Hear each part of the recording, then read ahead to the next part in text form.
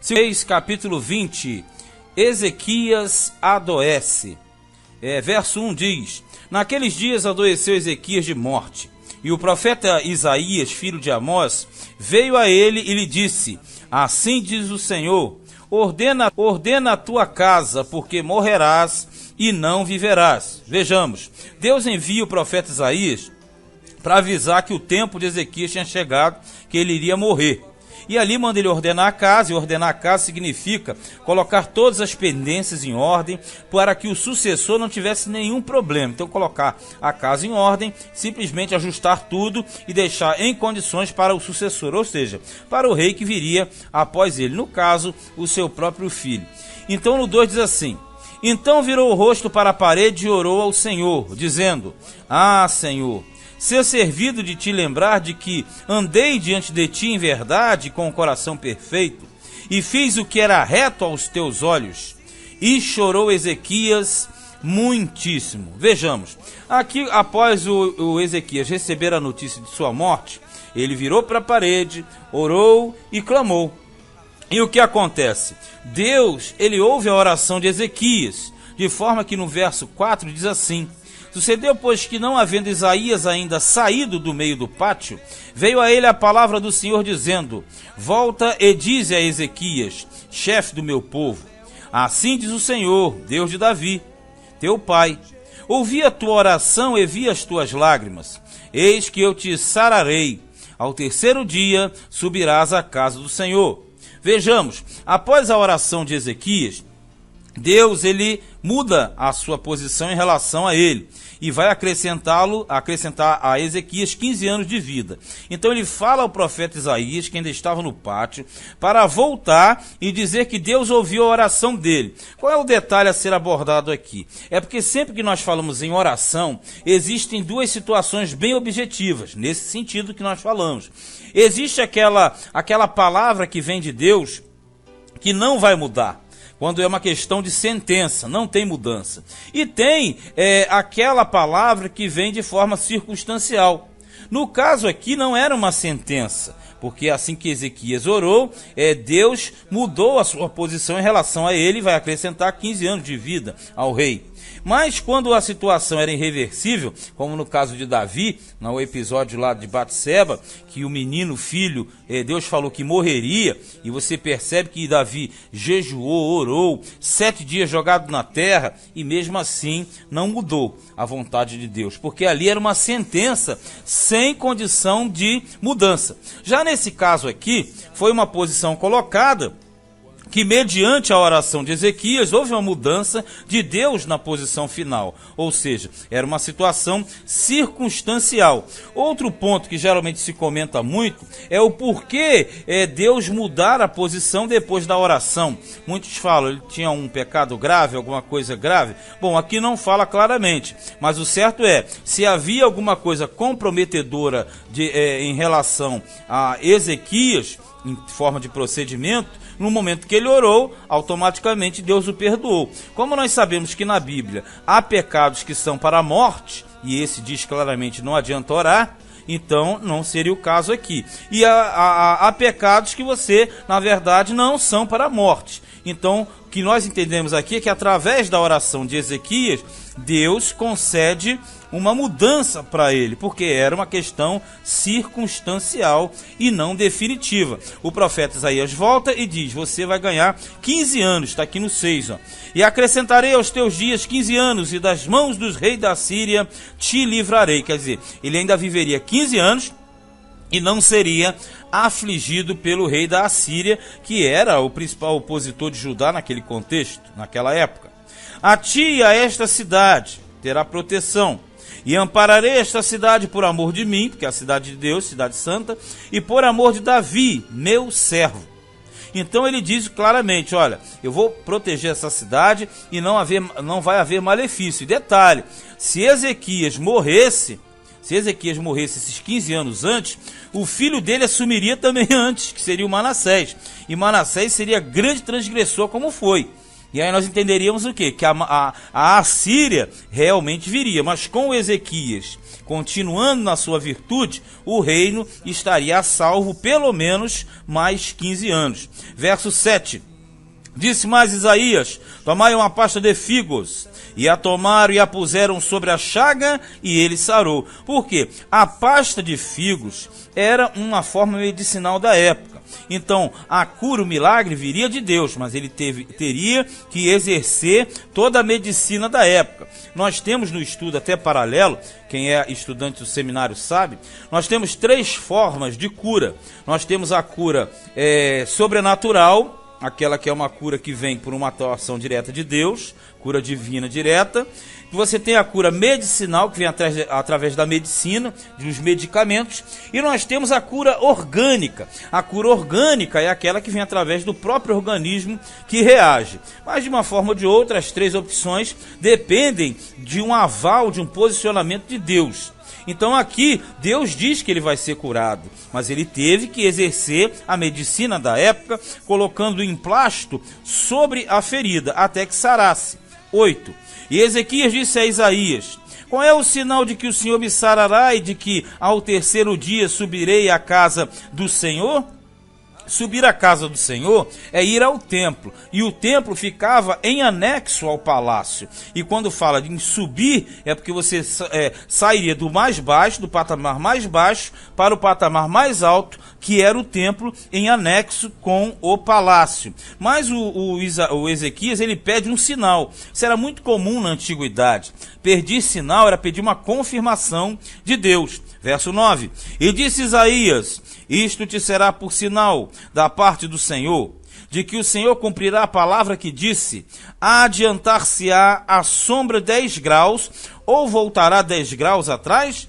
Sabe o que ele está falando? O profeta chegou para o rei e falou assim: olha, o sinal vai ser o seguinte: quando o sol avança, ele vai trabalhando no relógio. Esse relógio era o chamado relógio de Acais.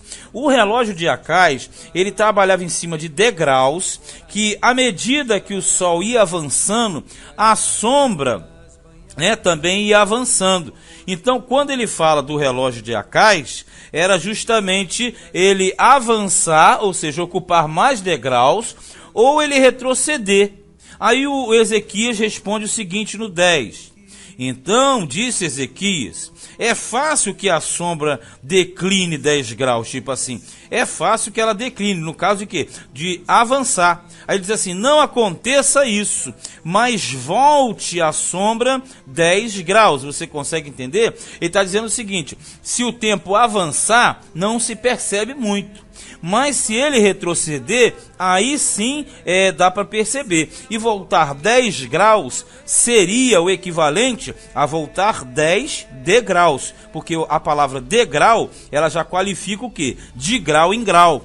Então Isaías, ou então o profeta Isaías, clamou ao Senhor e fez voltar a sombra 10 graus, pelos graus que já tinham declinado no relógio de sol de Acais, porque Acais foi o criador desse relógio. Foi Acais que criou esse relógio que era utilizado ali em Judá para marcação de tempo. Como é que isso funcionava? Através do desenvolvimento do Sol, você sabia o tempo decorrido. E isso aqui é discutido pela ciência até hoje, porque algum tempo atrás os cientistas eles estavam discutindo a respeito de um tempo, uma defasagem de tempo, algo nesse sentido. E automaticamente eles não têm muita explicação, mas biblicamente nós temos, porque na Bíblia temos 2 episódios que envolvem o tempo. O primeiro foi lá em Josué capítulo 10, quando Josué orou e o tempo parou, e praticamente durante 24 horas o tempo ficou estático. E aqui você tem mais um período que não fala, mas se são 10 graus, seriam em torno de quê? De 10 a 15 minutos mais ou menos. Então, na verdade, esse tempo do relógio de Acais e mais aquele tempo de Josué gera uma defasagem cujos cientistas não conseguem plenamente alcançar resposta. Nós temos aqui na Bíblia. Agora a verdade é, o Ezequias alcançou mais 15 anos de vida, e nesses 15 anos ele vai fazer algumas besteiras aqui que nós vamos verificar a partir do verso de número 12, que na minha Bíblia fala assim: a embaixada do rei de Babilônia, que ele vai receber a visita de embaixadores babilônicos, e aí no caso vai entregar todo o ouro ao bandido. A partir do verso 12 diz assim: naquele tempo enviou Merodach-Baladã, filho de Baladã, rei de Babilônia, cartas e um presente a Ezequias, porque ouvira que Ezequias tinha estado doente. Isso quer dizer que os mensageiros que vêm de Babilônia, a gente tem que entender agora um pouco, Merodach-Baladã, ele desempenhou um papel muito importante na Babilônia, porque lutava para sair da opressão da Assíria. Porque nesse contexto, quem dominava o cenário ali mundial era justamente a Assíria. E a Babilônia era dominada pela Síria. Merodach-Baladã, ele forçava a barra para se libertar da opressão da Síria.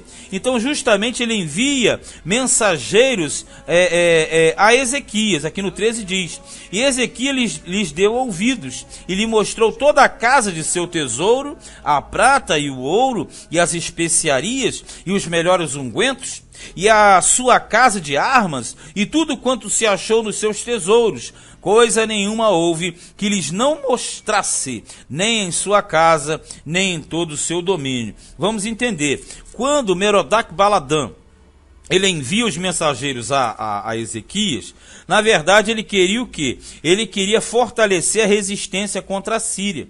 Porque esse Merodach-Baladã, ele reinou entre 721 e 710 a.C. O que acontece? Nesse período, ele foi destituído pelo rei da Assíria, que era o chamado Sargão II. Então ele, para tentar fortalecer, ele buscava alianças com países que eram oprimidos pela Síria. No caso aqui, o rei Ezequias e Judá eram inimigos da Síria, porque a Síria já havia tentado invadir Judá e não conseguia. Você lembra disso? Então o que acontece? Ele fortalecia, ele vem a Ezequias, porque justamente ele queria voltar o quê? A ocupar o seu trono. Então Merodach-Baladã, ele na verdade queria fortalecer a aliança de resistência contra a Síria. Como o Ezequias era dessa parceria, ele recebeu, só que ele faz besteira. Ele mostrou tudo que ele possuía aos mensageiros de Babilônia. Olha no 14. Então o profeta Isaías veio ao rei Ezequias e lhe disse: que disseram aqueles homens e de onde vieram a ti? E disse Ezequias: de um país muito remoto, quer dizer, muito longe, vieram de Babilônia. E disse ele: que viram em tua casa? E disse Ezequias: tudo quanto há em minha casa viram. Coisa nenhuma há nos meus tesouros que eu lhes não mostrasse. Quer dizer, entregou o ouro para o bandido. Então disse Isaías a Ezequias: ouve a palavra do Senhor. Eis que vem dias em que tudo quanto houver em tua casa, com que entesouraram teus pais até o dia de hoje, será levado para a Babilônia. Não ficará coisa alguma, disse o Senhor. Sabe o que ele falou, Ezequias? Você mostrou e eles mesmos virão e saquearão, porque já tem a planta do teu palácio, da tua casa e das tuas dependências. E realmente, quando chegarmos lá na frente, a Babilônia vai tomar o domínio mundial da Assíria. Isso aconteceu mais ou menos ali pelos meados de 612, 614. A Babilônia toma o reinado, o império da Assíria, e quando ele chegar para dominar Judá, ele já tem a planta toda. Então ele falou: tu fez besteira, Deus te deu 15 anos e você, em vez de ficar quieto, faz besteira. Aí diz aqui no versículo 18: e ainda até de teus filhos que procederem de ti e que tu gerares tomarão, para que sejam eunucos no paço do rei de Babilônia. Sabe o que ele está falando aqui? Ele está falando exatamente o seguinte: olha, ainda vão levar os teus jovens para serem eunucos lá. Ele está falando, no caso aconteceu com Daniel, Misael, Ananias, lembra? Os 4 que foram transportados e outros muitos, que não foram somente 4. Ele está dizendo justamente o que vai acontecer no futuro. 19. Então disse Ezequias a Isaías: boa é a palavra do Senhor que disseste. Quer dizer, Deus é verdadeiro. Se ele falou, vai cumprir. Só que ele diz aqui o seguinte: disse mais: e não haverá, pois, em meus dias paz e verdade? Quer dizer, mas peraí, isso não vai acontecer no meu tempo, isso vai acontecer no futuro. Mais ou menos o seguinte: se é na frente, aí já não é comigo. Já não sou eu que vou descascar esse abacaxi. Serão as gerações futuras. Ora, o mais dos atos de Ezequias e todo o seu poder, e como fez a piscina e o aqueduto, e como fez vir água à cidade, porque a maior obra do tempo de Ezequias foi a piscina e o aqueduto, que era a cisterna central que abastecia a cidade, era a SEDAI da época, a tecnologia de Ezequias.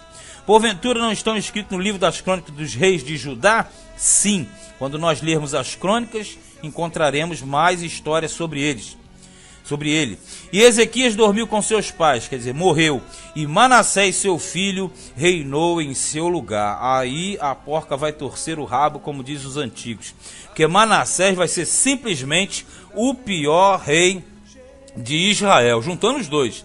Juntando Judá e Israel, foi o pior de todos, e era filho de Ezequias. Enquanto o pai foi um excelente rei, o filho não vai ser assim. Mas isso vai ficar para o capítulo seguinte, que será o capítulo 21. Este foi, segundo o livro dos reis, capítulo de número 20.